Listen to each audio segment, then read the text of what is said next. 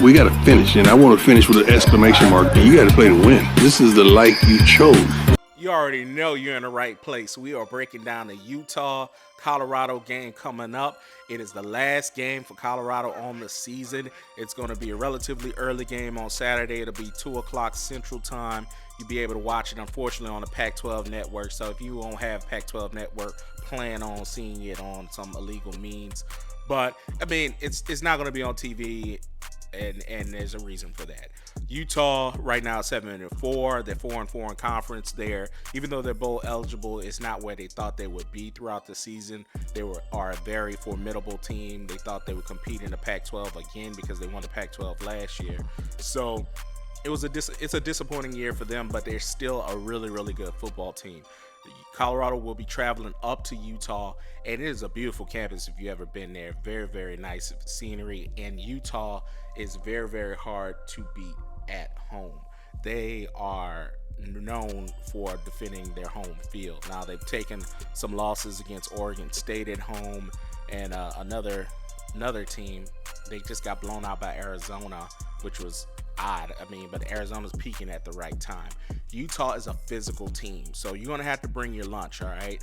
The Colorado Buffaloes are really playing Utah at the wrong time. And what I mean by that, if you've been paying attention to our last videos, I've been telling you how players check out when losses are more than wins. And right now they're 4-7. There's no bowl game, and everybody's trying to figure out what they're going to do.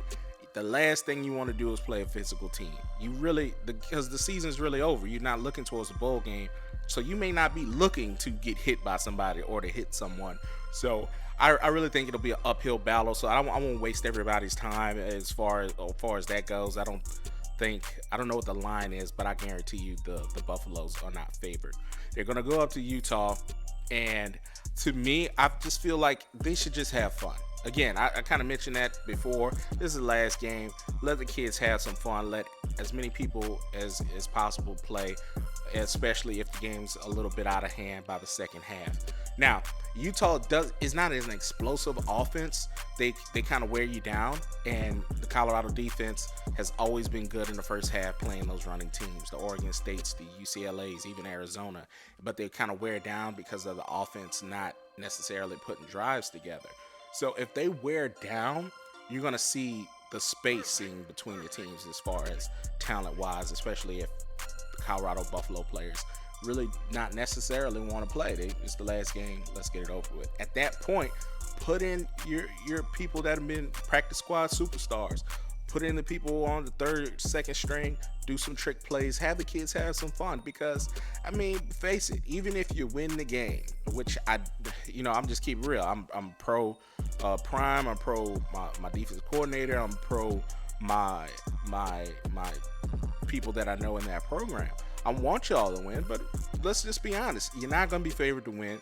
You're playing a physical team at their home, and everybody's basically packed it in. You're looking forward to the spring. You're looking forward to next fall where you're going to be a whole lot more competitive with the kids you could bring in.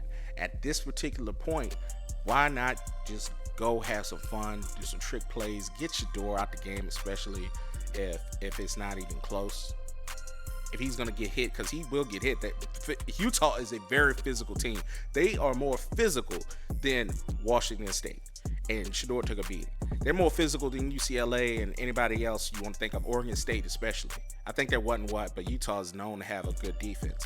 So if that's the case, get Shedeur out the game. There's no reason to have him get hit that many times. When the Prime talked about it, I actually said that before he went on the press conference. I said you could tell that Shedeur is on some type of medication, pain meds, and they wear off because he gets stiffer throughout the game. That's how many times he's been hit. Prime had a press conference where he said that. He was like, they wear off. There's nothing you can do. And he's just so stiff. You don't need to have him take a beating.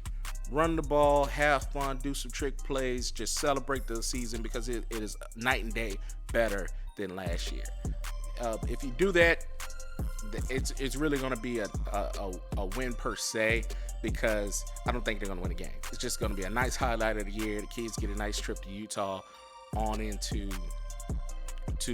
December, and they get a chance to relax, figure out what they're going to do, and go on from there. As for me, it has been an absolute pleasure to cover each and every game. I'm going to break down the game once it happens. But I want to say that for a fact, it's been a wonderful journey. I know they're going to do the Coach Prime reality show in the next few weeks, so I'm going to watch that. But it's just been an honor. Thank y'all so much for listening and subscribing. Heritage Sports.